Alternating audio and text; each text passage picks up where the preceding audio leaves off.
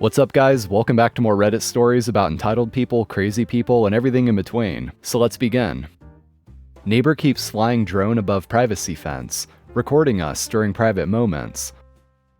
I'm trying to figure out what the laws in Texas are for drones in neighborhoods. Not long ago I was sick and went out into my backyard with my husband to get some fresh air. He went back inside and went to the bathroom. Due to being unwell, I suddenly needed the bathroom. We have two, and went to rush inside. But my husband had locked the door out of habit and couldn't hear me banging on the door. Someone must have heard because suddenly I heard a drone approaching. This camera-equipped drone flew over our fence and had the camera pointed at me for a good 5+ minutes while I desperately knocked on the door, doubled over, trying to get my husband's attention. It was pretty embarrassing, and I'm sure whichever neighbor owns it got a kick out of it, and who knows if they showed the video to anyone else.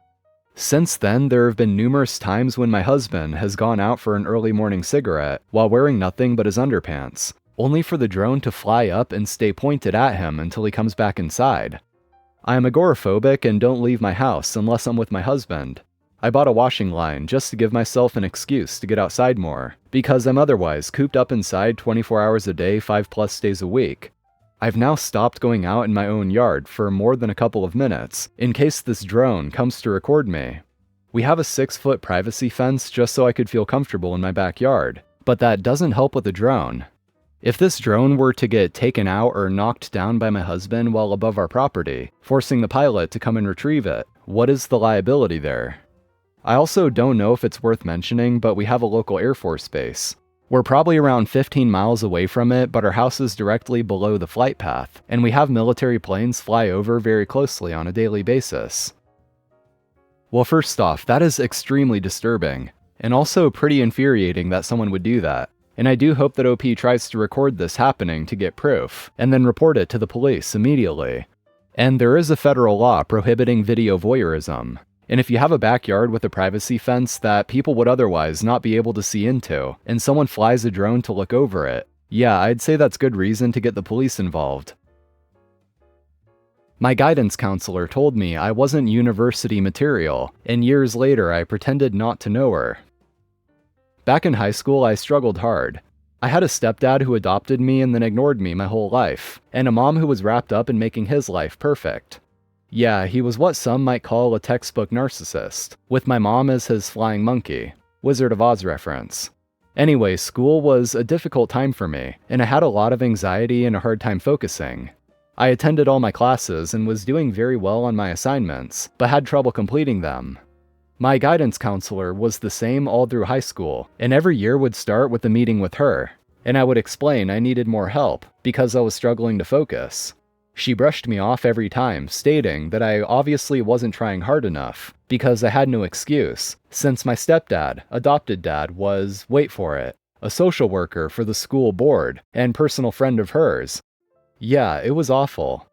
At the end of high school, we had our obligatory meeting about what colleges and universities or trade schools to apply to. I told her I was interested in psychology and would like to be a counselor or to teach psychology. This woman scoffed. Literally scoffed at me. She said, and I quote, "Please do not apply to university. It would be a huge disappointment for you. You are not university material, and you may be better with a community college or even a certificate in administration." Now let me say there is nothing wrong with going to community college or getting a certificate in something. Nothing at all. But this woman's words would haunt me my whole life. I wanted to pursue something I was very interested in, and she essentially told me I wasn't smart enough or capable enough to do it. Fast forward to my late 20s, I worked at a variety of small jobs here and there and became very depressed. I finally decided one day that, screw it, I'm applying for university. Well, I got in and I graduated with honors, so I went to teacher college for another bachelor degree. Again, graduated with honors. And about 5 years ago, I finally finished my master's in behavioral psychology. 2 years ago, stepdad died, and who was at the visitation? My old guidance counselor. She came right over and started talking to me immediately like she knew me, like we're old friends. I cut her off and said, "I'm so sorry, you must be confusing me with someone else." She looked absolutely shocked and said, "I was your guidance counselor for 4 years. And I just shook my head and gave the best blank look I could give, shrugged and said, Sorry, I honestly don't remember you. When I left, she looked a bit confused and disappointed. I think she had hoped for me to have all these good memories of her, how helpful she was to me as a teen. But nope, I wanted her to feel that she was nothing to me, had zero effect. Even though she did affect me, I wasn't letting her know that. I felt pretty good about that.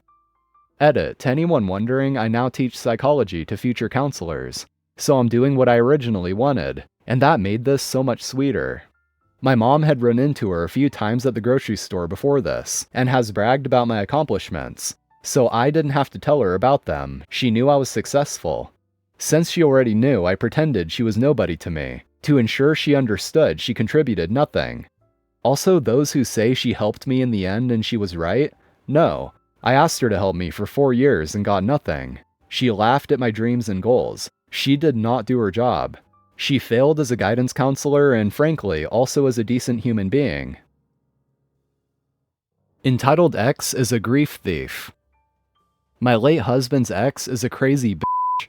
This isn't based on anything he said. He wasn't one to badmouth people in general. At the beginning of the relationship, all he said was, "That was a very bad time in my life, and I'd like to leave it in the past. I'd erase it if I could. A do-over where we never met would be better." As we got more serious, I learned more. She had cheated, tried to convince him to start a family with her, possibly because she was pregnant by one of her affair partners, and then maxed out all of their credit cards before leaving the country. He was stuck paying it off, so it didn't affect his credit. She returned about a year before we started dating and tried to reconnect through mutuals. He had to change his number twice. The second time, he also cut out a considerable number of quote-unquote friends who had given his first new number to her. And then she somehow got my number. She sounded friendly enough, but 1. How did she get my number and why was she calling me? 2. I have savvy, manipulative family members, and she wasn't even amateur hour compared to them. She tried to butter me up by saying we have so much in common because of our great taste in men, but there was something that I should know about him before things got too serious. She invoked the sisterhood, and how she couldn't in good conscience stand by and say nothing when a fellow woman was about to make a big mistake. I let her talk because I wanted to know what kind of BS she would spew. After I hung up, both my and my husband's social circle tightened a little more. Her social circle decreased too. Specifically, she cut out a lot of people for allowing him to become engaged to me. How could they betray her and let that happen, when she was his one and only soulmate? They were meant to be together and would have been if I didn't get in the way. She never really gave up, but we ignored her and blocked as needed. Fast forward. After my husband passed away, a friend called and nervously asked how I was feeling, before leading up to whether I had been on Facebook that day. The ex had posted a long, tearful post on his memorial page about her loss. How heartbreaking it was to know that she would never see her soulmate, the great love of her life, ever again. She included pictures of their engagement and wedding. She rambled about her utter emotional devastation and how no one could understand her great loss. I deleted the post and blocked her from the group, and my social circle once more decreased in size as I cut out the people who liked her posts or offered support in the comments. My neighbor has been coming into my apartment when she thinks I'm not home. I, 21 male, moved into my first solo apartment last April and had basically nothing when I moved in. My neighbor C down the hall is an older lady, probably 50s, and had been incredibly helpful getting me settled in, and helped me do a few things like getting my cat fixed and occasionally giving me rides to work. She also gifted me some furniture and a TV, so I've been very fond of her. Until now. Recently, she's been getting a little pushy with me, trying to get me to come hang out with her more often, and getting almost annoyed at me when I'd turn her down, or do things she offered to take me to do by myself instead. She often wants to take me to the store and I prefer to shop alone. I have a cat that she's very fond of, and she frequently buys him gifts and leaves treats for him. Her cat passed around Christmas, so I've said that if she ever wants to see him, she can text me and come by to hang out with him. She doesn't have a key to my place, but I tend to leave the door unlocked, as my building is pretty secure and you need multiple keys to even reach my floor. That brings us to today. I was at home at an odd time in my bedroom with the door shut, and she let herself into my apartment without texting me. I heard her speaking, but initially wrote it off as coming from the hall, as the walls are pretty thin. She went all the way into my living room and dropped off a cat toy, played with my cat for a few minutes, and then left. She had no idea I was home. I freaked out and texted her daughter, E, 22, to let her know what had happened, and E said she'd had no idea this was happening. C then knocked on my door to try and apologize. I didn't answer. She's since texted me to say that she's never done this before, and was simply bringing by gifts for, quote, the baby. I don't believe her. She was far too comfortable in my house for this to have been a one-time thing. I'm going back to using both the deadbolt and the bottom lock, as she told me a few months ago without the deadbolt she can still open my front door. I feel violated right now. Overall, just based off what we know, it doesn't seem like this woman has any bad intentions or anything like that, but she obviously is crossing some serious boundaries. It is a bit weird that after OP let her know she was welcome to come over if she texts him first, she instead decides to just not let him know at all and just kinda sneak into there. Especially because it kinda seems like she intentionally decides to come over when OP isn't there, or rather when she thinks he isn't there. Probably a good call to lock your door from now on, OP, and also change your locks since it sounds like she has a key. And on a similar topic, here's this one as well.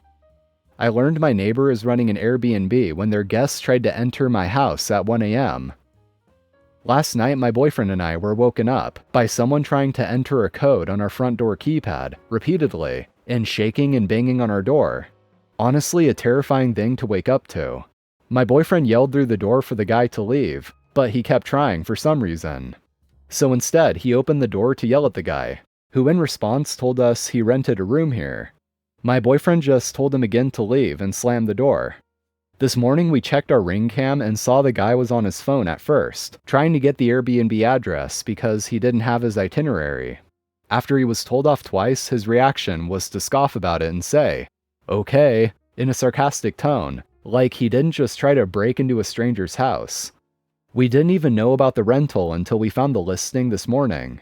Turns out it was the same neighbor who, upon first moving in, lurked outside our guest bedroom window at night when we had a friend staying here, got our friend's attention, and asked him through the window what our Wi-Fi password was. Thankfully, our friend was freaked out by this and didn't give it to him. We've still never talked to this guy before, and honestly, I don't really want to. And that's all for today. Thank you for watching. I appreciate it. Make sure to leave a like if you enjoyed and subscribe for more. So take care. I'll see you all next time.